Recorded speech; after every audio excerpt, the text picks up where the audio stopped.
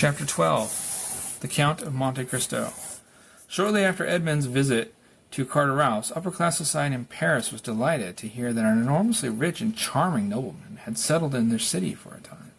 Since many titles were bought and not inherited, no one cared that this nobleman's family had never been heard of before.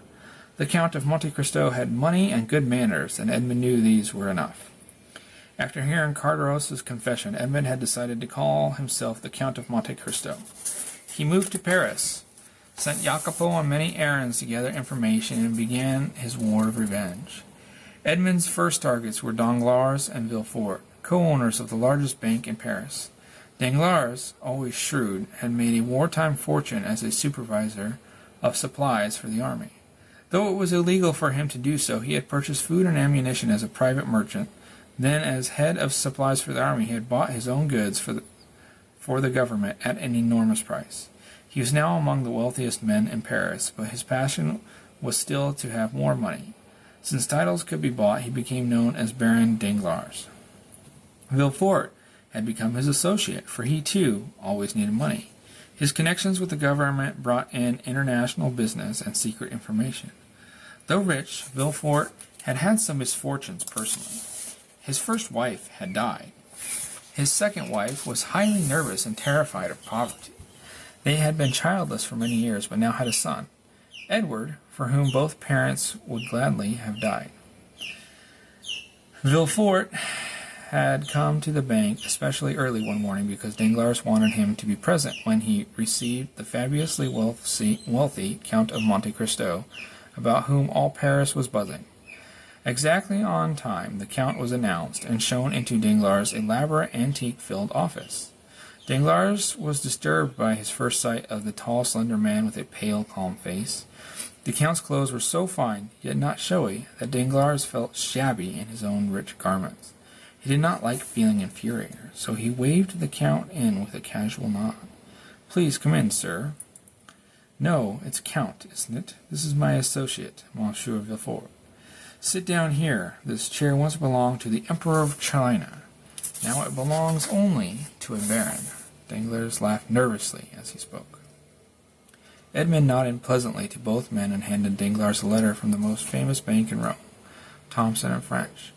Edmond had recently bought it, but had ordered the purchase to remain a secret. Danglars read the letter with amazement. "But it says here I am to give you unlimited credit while you are in Paris." "Yes," said Edmond, "that is the way I usually like things arranged. But unlimited? No, we must settle on a sum beyond which you cannot draw," decided Danglars. "That is only good business." Edmond stood up. "Forgive me. I have been misinformed. I had been told yours was the largest bank in Paris, but I see you cannot meet my requirements." Danglars and Villefort exchanged a look of surprise. Danglars said, "Now wait, Count. Of course we can come to some agreement.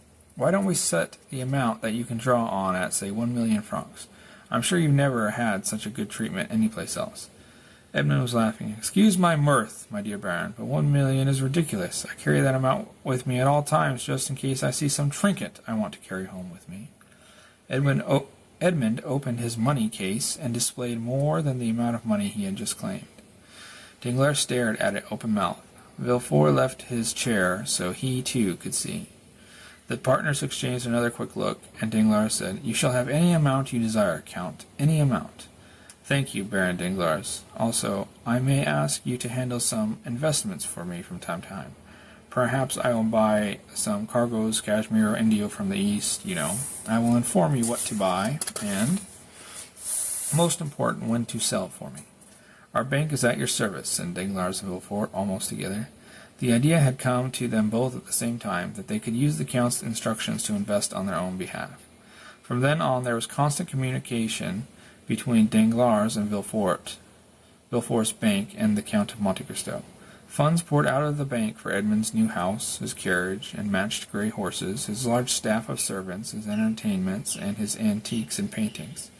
Along with this activity, Edmond sent a stream of orders to invest in numerous cargoes from all over the world. Danglars did as ordered, and each time he and Villefort invested some of their own money in the cargoes too. The first four investments returned such handsome profits that they were angry with themselves for not having risked more money.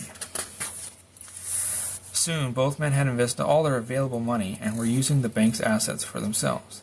They had no fears of a loss. When Edmund judged that Danglars and Villefort had overextended themselves financially, he came himself to the bank to order yet another investment, this time in a diamond mine. Edmund ordered 3 times his usual number of shares. Danglars was amazed. "Dear Count," he said respectfully, "this must be a very important investment, since you have come in person to order it." Edmund nodded solemnly. "It will make all my other investments seem unimportant. I expect to make huge sums." As soon as Edmund left, Danglars signed notes for credit on all his belongings, including his 4 houses, his wife's inheritance, his daughter's dowry, and all their jewelry.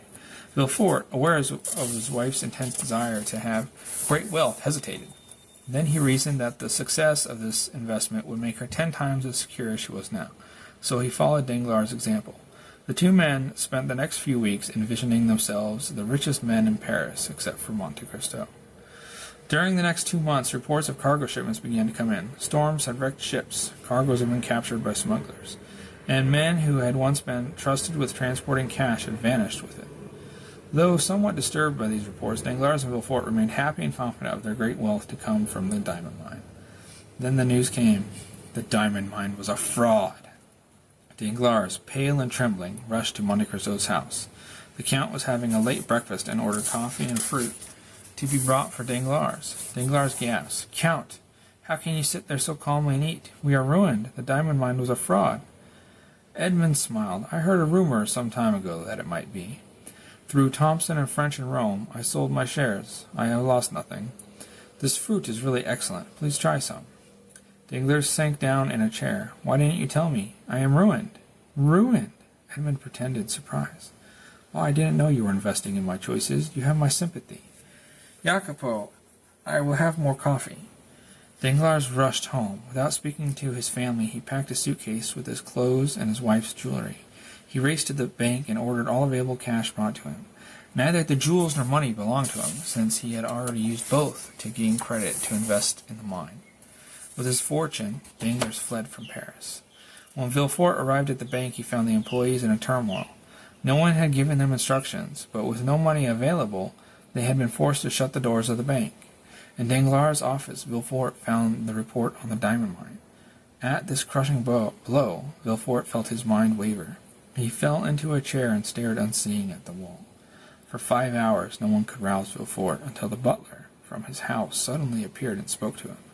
Villefort's wife had heard that something was wrong at the bank. Since her husband had not come home to tell her what the matter was, she had sent their butler for news. Remembering his wife and his beloved son, Edward, Villefort pulled himself together. He reminded himself that he still had his position with the government. Also, he determined to ask for his old position as assistant prosecutor again. Between the two, he could continue to support his family, though of course not in their present high style. In time, he might be able to amass another fortune. Leaning on the butler's shoulder, Villefort made his way home. Villefort went directly to his wife's room. She was in bed, recovering from a nervous spell, but sat up trembling when her husband staggered in. Gently he told her what had happened, and that they must move and make a new life. He promised her and their delicate Edward every care. He would work night and day to regain their lost position in life. His wife seemed to take the news well. Villefort was still so shocked himself, he did not notice the terrible fear that suddenly flamed in her eyes. But she spoke calmly and asked that Edward be sent to her so she might have the pleasure of watching him at his lessons. Villefort left his wife and son together and went to lie down. A half-hour later he was awakened by the butler, who was weeping and holding out a note to Villefort. In a trance, Villefort read the note, in which his wife bade him good-bye and asked him forgiveness. "I must take Edward where he will be safe forever. I know that security for him and me no longer lies in your house," she wrote. Running to his wife's room, Villefort saw her slumped in death, cradling Edward, also dead, in her arms. She had poisoned herself and the boy. At this sight, Villefort's mind snapped. He began screaming and running about the room. He was so maddened that he did not notice the Count of Monte Cristo enter the room until he was standing beside him. "You have ruined me," he shouted at Edmund. "You are the instrument of the devil." "No," replied Edmund solemnly. "I am the instrument of your own past evil.